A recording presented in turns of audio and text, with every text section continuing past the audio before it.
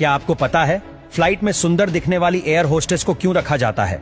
और प्लेन को उड़ाने से पहले पायलट अकेले में क्या करता है? आखिर कैसे प्लेन में सफर करते वक्त एयर होस्टेस को पटाए?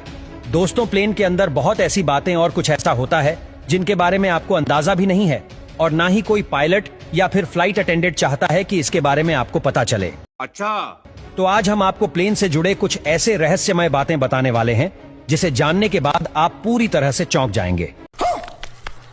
नंबर 1, दोस्तों, जैसे लंबी फ्लाइट जर्नी में आप चादर ओढ़कर नींद लेते हैं, वैसे ही पायलट्स भी हवाई जहाज में नींद ले लेते हैं। जी हाँ, पायलट भी सोते हैं। सुनकर थोड़ा अजीब लग रहा होगा, लेकिन ये सच है। ऊंचाई पर एयर पॉकेट बनने की वजह से ऐसा होता है। दरअसल हजारों फीट ऊंचाई के जो नजरें हमें रोमांचित करते हैं, पायलट उनके आदी होते हैं। 60% पायलट ने यह माना है कि वो लंबी दूरी की फ्लाइट में कभी कभी झपकी ले लेते हैं और ऑटो पायलट मोड इसमें उनकी मदद करता है और दूसरा पायलट भी एक पायलट को सोने का मौका देता है। आपको पता ही होगा कि एक फ्लाइट में 2 पायलट होते हैं और अब तो ऑटो मोड का भी ऑप्शन आ गया है। दोस्तों, कहा जाता है कि जनरली जो फ्लाइट एक देश से दूसरे देश के लिए जाती हैं और जहां 8 से 10 घंटे की जर्नी होती है, तो वहां ये बहुत कॉमन होता है। कहा तो ये भी जाता है कि कई बार दोनों पायलट नींद मार लेते हैं और ये सभी चीजें पॉसिबल हो पाती हैं ऑटो मोड की वजह से। लेकिन इनसे आपको घबराने की कोई जरूरत नहीं है, क्योंकि पायलट बहुत एक्सपीरियंस होते हैं और वो आपकी जिंदगी के साथ कभी खिलवाड़ नहीं करते।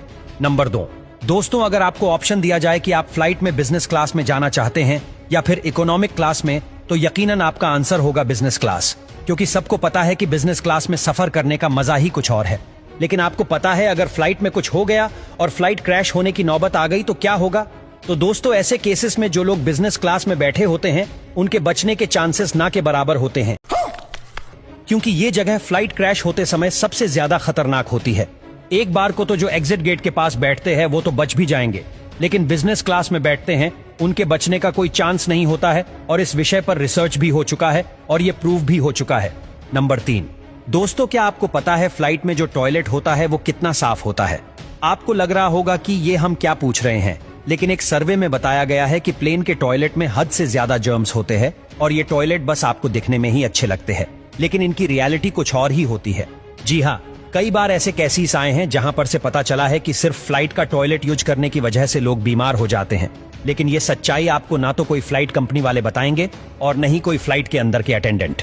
नंबर 4, दोस्तों, क्या आपने कभी नोटिस किया है कि जब भी फ्लाइट टेक ऑफ या लैंड करती है तो उस समय फ्लाइट की लाइट को एकदम कम क्यों कर दिया जाता है?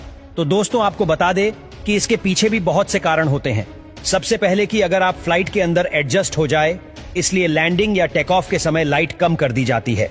और सबसे इंपॉर्टेंट रीजन ये भी है कि सबसे ज्यादा क्रैश होने की संभावना लैंडिंग या टेक ऑफ के समय ही होती है, और ऐसे में फ्लाइट अटेंडेंट जानबूझकर लाइट कम कर देते हैं ताकि कोई अपनी सीट से उठकर इधर उधर भाग ना सके। और फ्लाइट में ऐसा क्यों कहा जाता है कि अपना खाने वाला tray landing and take off के समय खोल ले?